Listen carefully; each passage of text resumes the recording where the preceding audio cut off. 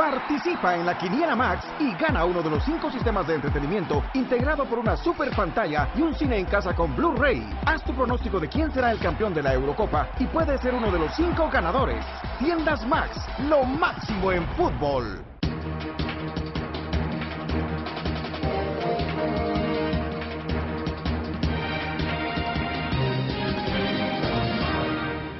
Muy buenas noches, bienvenidos a la segunda emisión de Prensa Libre, hoy de este 29 de mayo. Soy Marilyn Palacios y lo invito a conocer los acontecimientos más importantes de este día. A continuación, nuestros titulares. Corte de Constitucionalidad da luz al Congreso para que elija el Procurador de Derechos Humanos. Medicamentos y alimentos no alcanzan para todos los pacientes del Hospital Roosevelt. Corte Suprema de Justicia investiga a jueza que liberó a exfiscal general Carlos de León Argueta.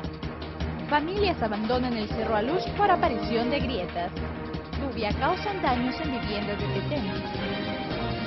Empezamos con nuestro resumen noticioso. Los magistrados de la Corte de Constitucionalidad revocaron el amparo que mantuvo en suspenso la elección del Procurador de los Derechos Humanos, por lo que el Congreso podrá elegir al funcionario entre la lista de los 3 candidatos. La Corte de Constitucionalidad despejó el camino para que el Congreso elija al Procurador de los Derechos Humanos. El tribunal negó un recurso planteado por Gustavo Martínez Garnica contra la candidatura de Jorge de León Duque, quien tuvo un retraso de pago en el Colegio de Abogados. La Corte resolvió que los candidatos a la PDH deben ser abogados colegiados, pero la Constitución no menciona que deban estar activos, por lo que de León puede continuar en la terna.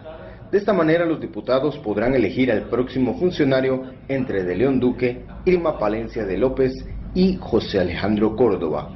El aspirante que sea electo sustituirá en el cargo a Sergio Morales para el periodo 2012-2017.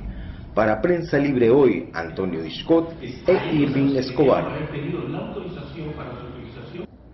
A pesar de que la dirección del Hospital Roosevelt asegura que hay un 64% del abastecimiento de medicamentos, los pacientes, médicos y sindicalistas de este centro asistencial afirman que dichos insumos no son suficientes. Pacientes del Hospital Roosevelt deben gastar hasta 2.000 quetzales por realizarse exámenes de radiografías, comprar medicamentos y hacerse pruebas básicas como de diabetes y presión alta, debido a que este nosocomio continúa con desabastecimiento en insumos básicos para la atención. Vilma de Alvarado es una de las guatemaltecas que acude al Roosevelt para atención, pero tiene 7 meses esperando a que se le opere, pues no puede comprar una prótesis que necesita y el hospital no cuenta con recursos para satisfacer esta necesidad. Algunas prótesis que faltan también para algunos pacientes, ¿verdad?, que están esperando operación desde hace un año, ¿verdad?, también. La semana pasada, según algunos de los médicos de ese hospital, no había recursos para dar alimentación a los pacientes y el problema también se evidencia en la infraestructura, pues las tuberías ubicadas bajo la pediatría están a punto de colapsar. La administración del Hospital Roosevelt asegura un abastecimiento de 64.5%, pero sindicalistas y médicos señalan que el problema es que los medicamentos faltantes son los más urgentes.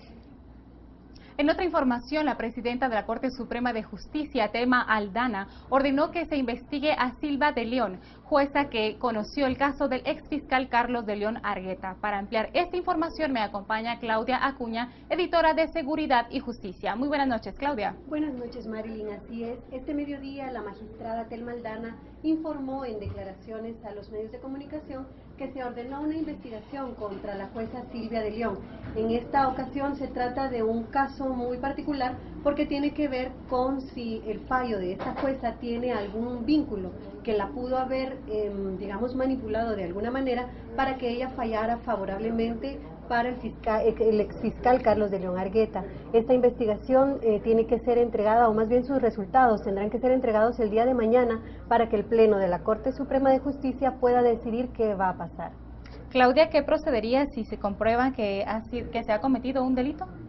Bueno, el procedimiento sería más o menos el siguiente. Si Supervisión General de Tribunales, que es donde está ahorita la investigación, llegara a determinar que existe una falta administrativa, esta falta tiene que ser denunciada para que pueda continuar con el proceso. La denuncia sería planteada por Supervisión General de Tribunales para la Junta Disciplinaria Judicial.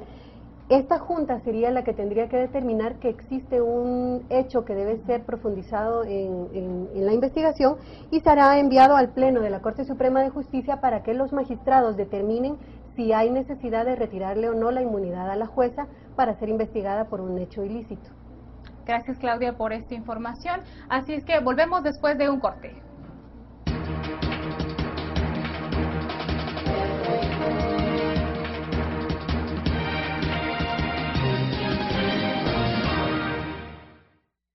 ¿Eres ejemplo de respeto?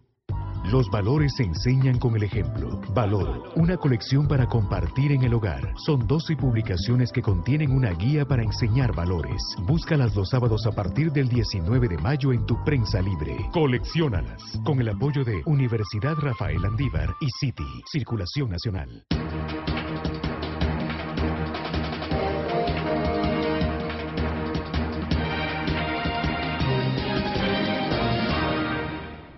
Regresamos. Autoridades afirman que ha disminuido el desplazamiento de la grieta en el Cerro Alush, en donde aún viven 2 familias que tratan de llevar su vida con normalidad. La soledad impera en este sector, en el que alguna vez fue muy poblado, hace 3 meses, desalojados porque la amenaza de las lluvias y la grieta que se encuentra en el Cerro Alush, un área protegida, podían provocar una tragedia. 3 meses han pasado desde el traslado de cientos de familias de 5 colonias ubicadas en el Cerro Alush, en el municipio de Misco, víctimas de una grieta que se formó en la cordillera, y las autoridades municipales aún mantienen la promesa de trasladarlos a un lugar definitivo, aunque el traslado sería hasta el próximo año, según el alcalde de Misco, Otto Pérez Leal. Las familias que viven en albergues provisionales enfrentan problemas con la llegada del invierno por el exceso de humedad en los complejos habitacionales y el lodo que se forma en sus calles. ¿Ya se acostumbraron a...? Nos cuesta bastante porque no es fácil convivir con toda la gente que estamos aquí. Con información de Alex Rojas e imágenes de Esvin García, reporta para Prensa Libre Hoy, Ángel Elías. El movimiento 2012 Despertemos Guatemala inició hoy una feria en el Museo Nacional de Arqueología, donde decenas de voluntarios y personalidades discuten respecto a soluciones a la desnutrición crónica. Esta es la segunda fase de la iniciativa Tengo Algo que Dar. Hoy inició la primera Feria Anual de Soluciones Alimentarias, donde 30 organizaciones de gobierno y sociedad civil convergieron para dar a conocer sus propuestas para el combate a la desnutrición. Esta actividad se realizará hasta el 31 de mayo y se ubica en el Museo de Arqueología de la Zona 13, a donde se espera la asistencia de miles de guatemaltecos para que conozcan de cerca las causas y peligros de una mala alimentación. La feria es organizada por el movimiento 2012 Despertemos Guatemala y consiste en la segunda fase del proyecto, que inició con la visita de jóvenes a familias de la provincia. En nuestro resumen departamental, la Policía Nacional Civil localizó un cadáver de un hombre en el río Motagua, en Zacapa, y presume que es uno de los que participó en la balacera de el domingo recién pasado entre supuestos grupos de narcotraficantes. Mientras tanto, en Petén 7 familias son evacuadas por la lluvia y en Alta Verapaz conmemoran la masacre de Panzós. Un hombre muerto con heridas de bala fue encontrado este martes en el río Motagua a su paso por la aldea Doña María en Gualanzacapa. El cadáver no ha sido identificado, pero la Policía Nacional Civil considera que podría tratarse de un caibil y que participó en la balacera entre narcotraficantes que se registró el domingo pasado en la discoteca Papas, en la cabecera. Con relación a este caso, las autoridades suman 5 capturas, decomisaron un arsenal y continúan efectuando allanamientos. Mientras, en Petén, 7 familias fueron evacuadas de la aldea El Zapotal 2, San Francisco, debido a que la lluvia y viento destruyó los techos de sus viviendas. Los afectados fueron llevados a albergues habilitados por la municipalidad. En otro orden informativo, miembros de la Coordinadora de Sobrevivientes del Conflicto Armado Interno Alta Verapaz conmemoraron 34 años de la masacre de Panzós en ese departamento, en la que el ejército mató a más de 120 campesinos. En Panzós se llevó a cabo una caminata, una ceremonia indígena y mensajes de líderes políticos, mientras que en Cobán se celebró una misa en la iglesia catedral. Con información de los corresponsales, para Prensa Libre Hoy, Leonel Sion. Al regresar del corte hablaremos de la noticia internacional.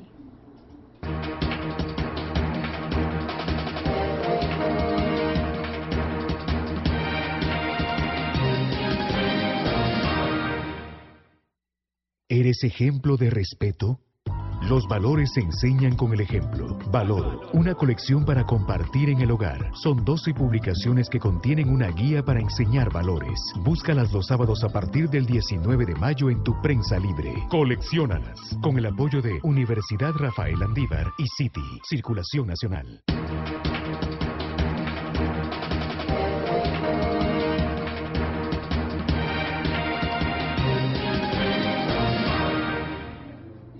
En nuestra imagen del día les presentamos una fotografía que muestra la obra El sueño de los italianos, de los artistas Antonio Garulo y Mario Ottocento. La obra muestra al ex primer ministro italiano Silvio Berlusconi en el interior de una urna de cristal y madera e intenta criticar la actitud del político italiano. La obra está siendo exhibida en Roma desde hoy. Les recordamos que pueden votar por su fotografía favorita durante la semana.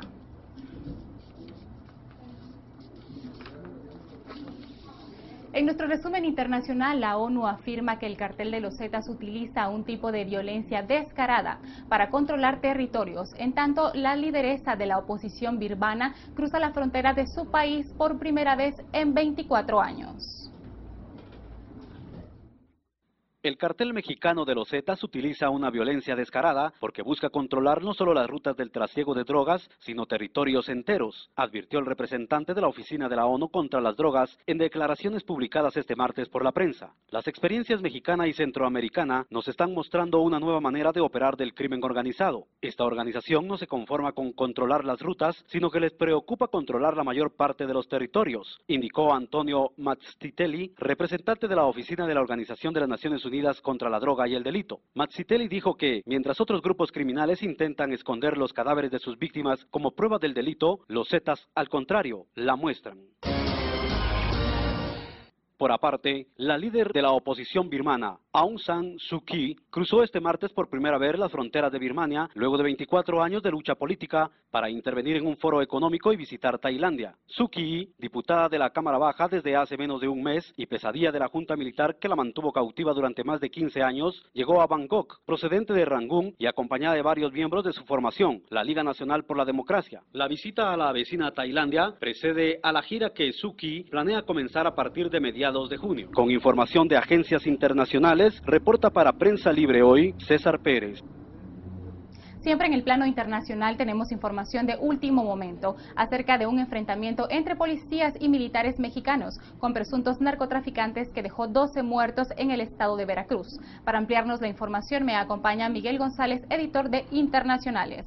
Buenas noches, Miguel, ¿qué tal está? Buenas noches, Marilyn. Bueno, como siempre, México otra vez vive un estado de violencia, sobre todo en la parte oriental de México, en el estado de Veracruz. Hubo un enfrentamiento entre los militares y varios delincuentes. Según los militares, en ese enfrentamiento cayeron abatidos 10 presuntos delincuentes a los que creen que sean Zetas. Recordemos que esa parte de México es asediada por los narcotraficantes, sobre todo porque es paso de la droga hacia Estados Unidos. Miguel, ¿qué está haciendo el gobierno mexicano para combatir el narcotráfico? Bueno, México desde el 2006, con el gobierno de Calderón, comenzó una guerra al narcotráfico. Obviamente esa guerra ha dejado su cauda. Por ejemplo, han muerto al menos unos 40,000 personas, que en este caso se incluyen civiles, ¿verdad? Y defensores de los derechos humanos critican esa guerra al narcotráfico porque obviamente no ha tenido los resultados que se esperan, ¿verdad?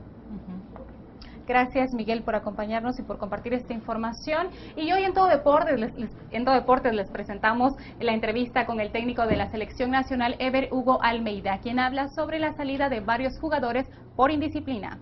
Gracias por acompañarnos en este resumen noticioso y les recordamos que pueden seguirnos en nuestras diferentes plataformas informativas. Hasta mañana.